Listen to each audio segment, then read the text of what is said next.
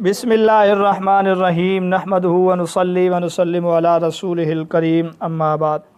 آج کے ہمارے اس لیکچر کا عنوان ہے علم معاشیات کا تعارف اور اہمیت۔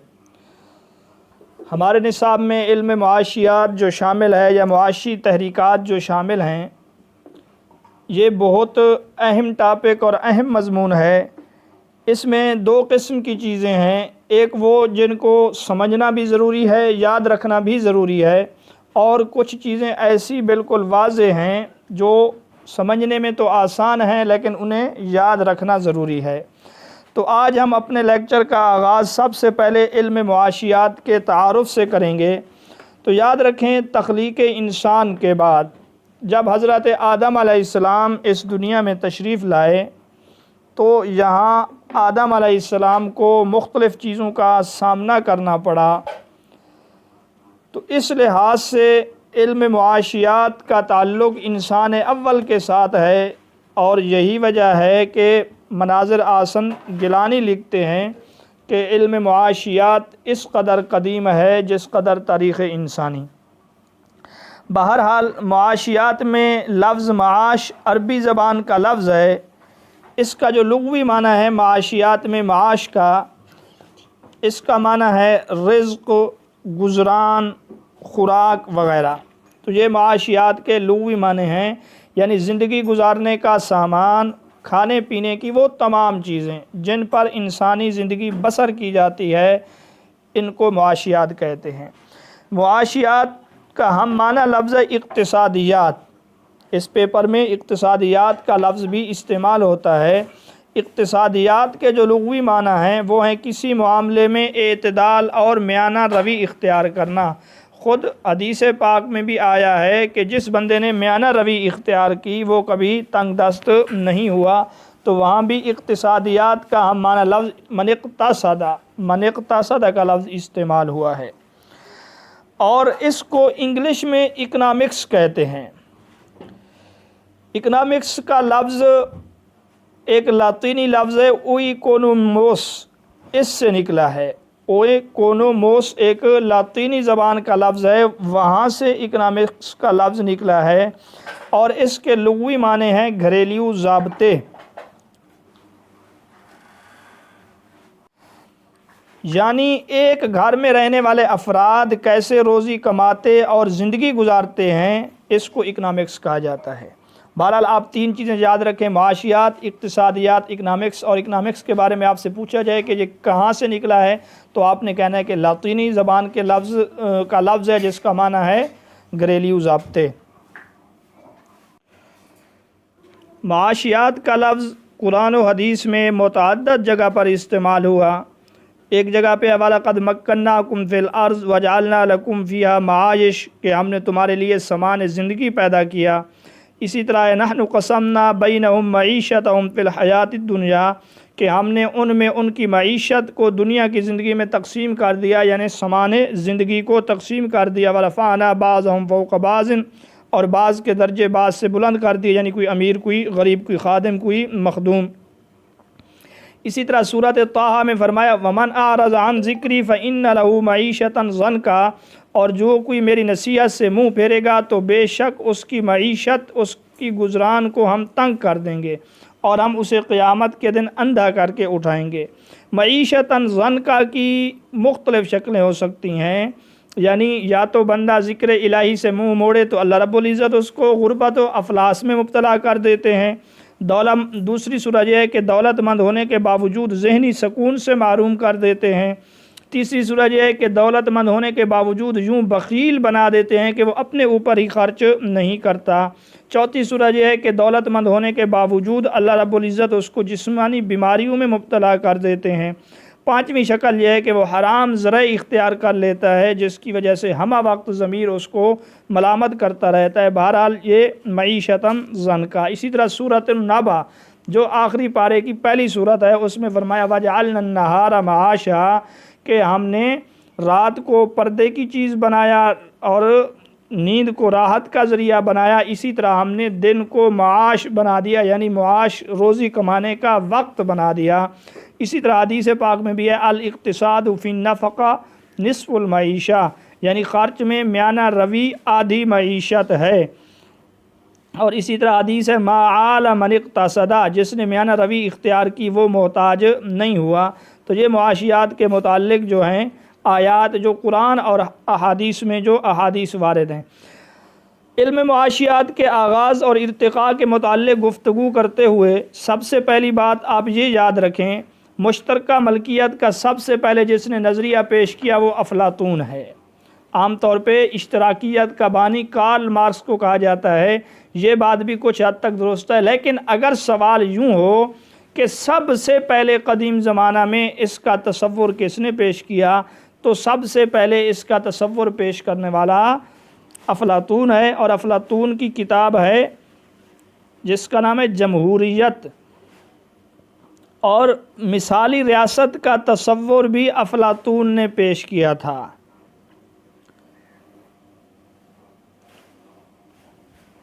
مشترکہ ملکیت کی سب سے پہلے جس نے مخالفت کی ہے وہ افلاطون کا شاگرد ارسطو ہے۔ اس نے اس کی مخالفت کی اور کہا کہ یہ قومی مفاد کے لیے نقصان دہ ہے۔ بہرحال آپ معاشیات کے آغاز اور ارتقاء میں اس چیز کو یاد رکھیں، مشترکہ ملکیت پیش کرنے والا سب سے پہلے افلاطون ہے، اور اس کی مخالفت کرنے والا اس کا شاگرد ارسطو ہے۔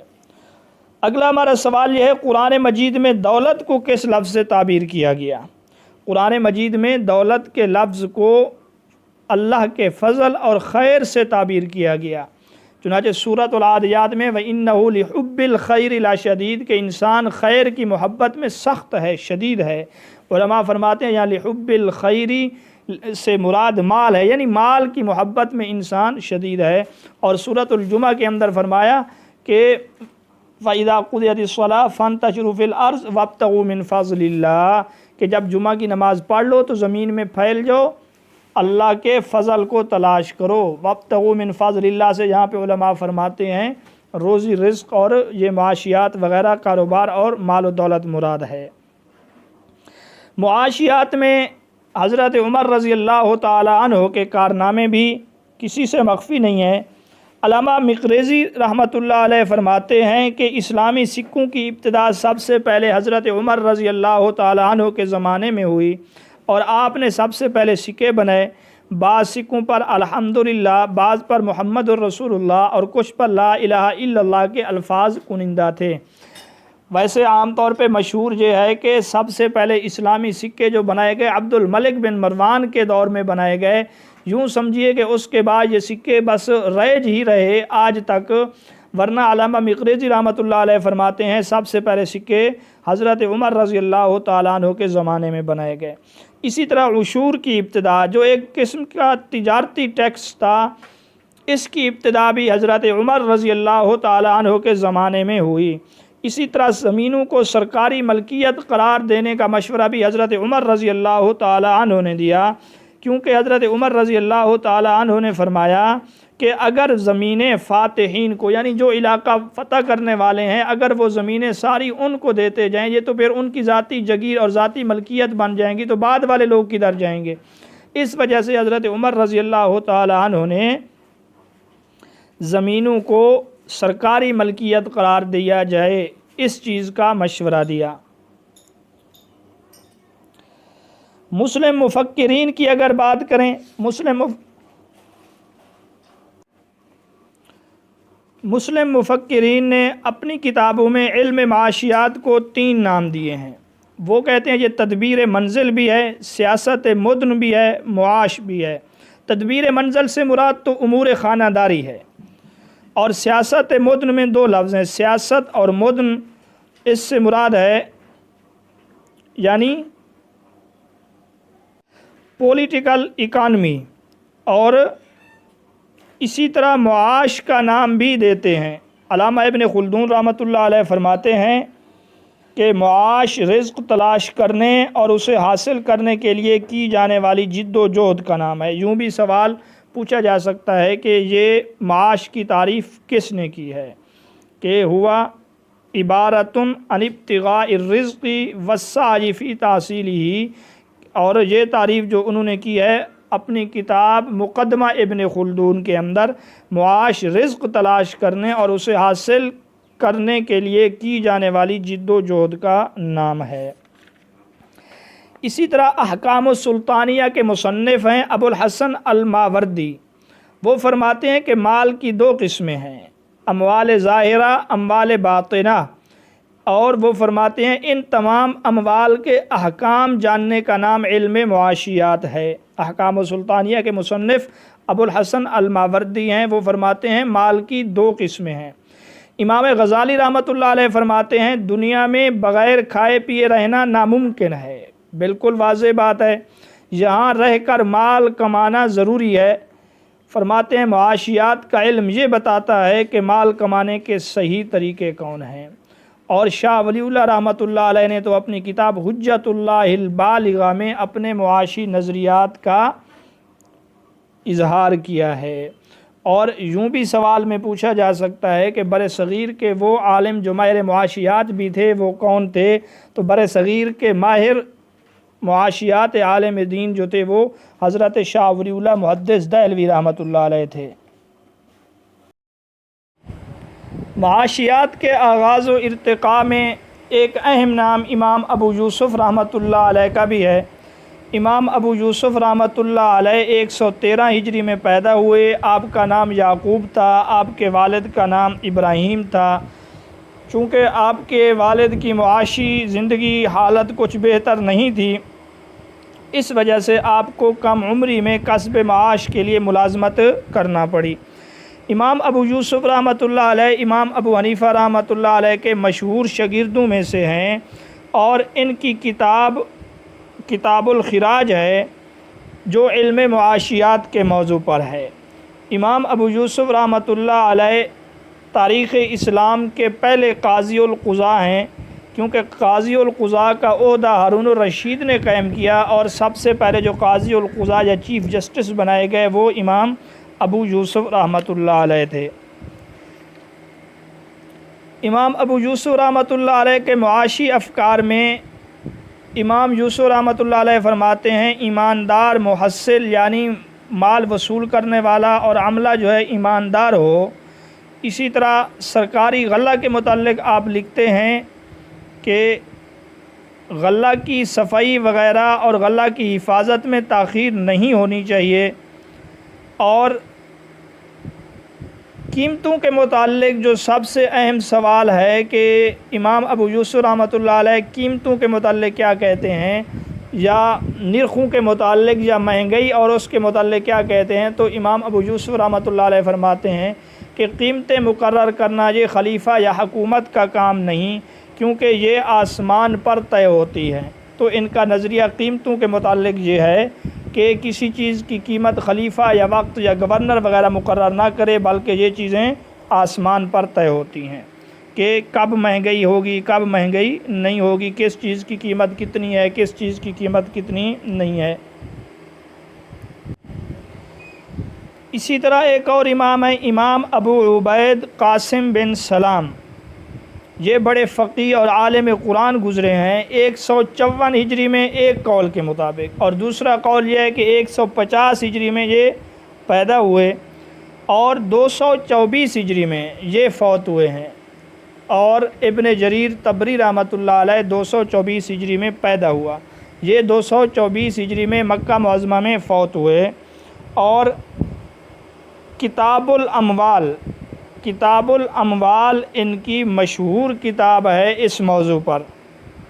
اس کے علاوہ آپ نے غریب القرآن کے اوپر بھی ایک کتاب لکھی ہے، مان القرآن، فضیلت قرآن، ناسخ قرآن پر بھی انہوں نے کتاب لکھی ہے، غریب الحدیث پر بھی انہوں نے کتاب لکھی ہے۔ لیکن ان کی جس کتاب کو سب سے زیادہ شہرت ملی وہ ہے کتاب الاموال، کیونکہ اس کتاب میں انہوں نے معاشی حالات، معاشی زندگی کے متعلق گفتگو کی ہے۔ ان میں سے اہم باتیں یہ ہیں، امام ابو عبید قاسم بن سلام رحمۃ اللہ علیہ لکھتے ہیں عشور ایک تجارتی ٹیکس ہے، غیر ملکیوں سے مال درآمد کرنے کے حوالے سے وصول کیا جاتا ہے۔ عشور کے متعلق فرماتے ہیں کہ اس کا آغاز حضرت عمر رضی اللہ تعالیٰ عنہ کے زمانے میں ہوا۔ فرمایا کہ ذمیوں سے 5% لیتے تھے اور اہل حرب سے 10% وصول کیا کرتے تھے اور مسلمانوں سے 2.5%۔ امام ابو عبید قاسم بن سلام کہتے ہیں تاجر سے عشور اس وقت تک وصول نہ کیا جائے جب تک اس مال کی قیمت 100 درہم نہ ہو۔ اسی طرح آپ فرماتے ہیں کہ تاجر سے 1 سال میں صرف 1 دفعہ عشور وصول کیا جائے، اس سے زیادہ نہیں۔ اور آپ فرماتے ہیں جزیہ ذمیوں سے ان کے جان مال کے تحفظ کے عوض میں وصول کیا جاتا ہے، اور فرماتے ہیں جزیہ سے بالغ مردوں سے وصول کیا جائے گا، عورتوں اور بچوں کو جزیہ میں شامل نہیں کیا جائے گا۔ جزیہ کے متعلق فرماتے ہیں کہ اس کی کوئی حد نہیں، بلکہ اس کو حکومت کی مرضی پر چھوڑ دیا جائے کہ وہ ان سے کتنے پیسے وصول کرتی ہے، لیکن آپ کہتے ہیں کہ جزیہ اس قدر وصول کرے جو وہ آسانی کے ساتھ دے سکتے ہوں، ان پر بوجھ نہ ڈالا جائے۔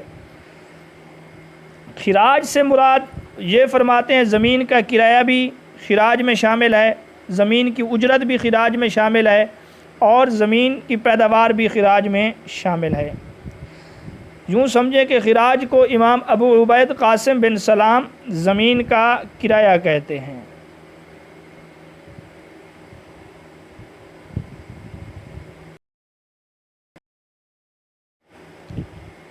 امام ابن حزم رحمۃ اللہ علیہ کا پورا نام ہے ابو محمد علی بن احمد بن سعید بن حزم رحمۃ اللہ علیہ۔ ان کی پیدائش 384 ہجری میں ہے اور یہ 456 ہجری میں فوت ہوئے۔ امام ابو عبید قاسم بن سلام امام ابو محمد علی بن احمد بن سعید بن حزم رحمۃ اللہ علیہ، ابن حزم ظاہری جس کو ہم کہتے ہیں، یہ طبیعتاً فطرتاً جو تھے بڑے مناظر تھے، یہود و نصارہ عیسائی وغیرہ دیگر فرقوں کے ساتھ بہت بڑے انہوں نے مناظرے کیے۔ اس وجہ سے ان کے اندر تشدد کا مادہ بھی زیادہ تھا۔ آپ کے پردادا جو تھے وہ عیسائی تھے، عیسائی مذہب کو چھوڑ کر مسلمان ہوئے، اور یہ اندلس کے رہنے والے تھے۔ اندلس میں جو منصور حاجب گزرا ہے امویوں کا، یہ اس کے بیٹے مظفر کے وزیر تھے، ان کے والد امام ابن حزم ظاہری رحمۃ اللہ علیہ کے۔ ان کے متعلق یہ مشہور ہے کہ یہ قلم کے اس طرح تیز تھے جس طرح حجاج بن یوسف تلوار میں تیز تھے۔ کہتے ہیں کہ ابن حزم کا قلم ایسا ہی تیز تھا جیسے حجاج کی تلوار تیز تھی۔ ابن حزم رحمۃ اللہ علیہ نے 400 کتابیں لکھی ہیں، اور معاشیات کے موضوع پر جو ان کی کتاب ہے وہ ہے کتاب المحلہ۔ اس کتاب میں انہوں نے اپنے معاشی نظریات اور معاشی افکار کا اظہار کیا ہے۔ آپ لکھتے ہیں ہر شہر کے ارباب دولت پر فرض ہے، ہر شہر کے مال و دولت والوں پر فرض ہے کہ وہ فقراء حاجت مندوں کی حاجت روائی کا سامان کریں۔ یعنی ایک شہر میں اگر امیر بھی رہتے ہیں غریب بھی رہتے ہیں تو ان امیروں پر خرچ کرنا فرض ہے، آپ فرماتے ہیں۔ صرف یہی نہیں بلکہ کہتے ہیں اگر وہ خرچ کرنے سے انکار کر دیں تو خلیفہ ان کو مجبور کر سکتا ہے، حاکم وقت ان کو مجبور بھی کر سکتا ہے، زبردستی ان سے مال لے بھی سکتا ہے۔ اسی طرح آپ فرماتے ہیں کہ اگر وہ حاجت مندوں کو مال نہ دیں تو حاجت مند لڑ کر بھی اپنی ضرورت کے مطابق، ضرورت سے زیادہ نہیں، ضرورت کے مطابق مالداروں سے مال لڑ کر بھی لے سکتے ہیں۔ تو یہ امام ابن حزم ظاہری رحمۃ اللہ علیہ کے افکار تھے، اور آپ زمین کو کرایہ پر دینے کے بالکل مخالف تھے۔ آپ کہتے تھے کہ زمین اجرت پر یا زراعت پر نہیں دی جا سکتی۔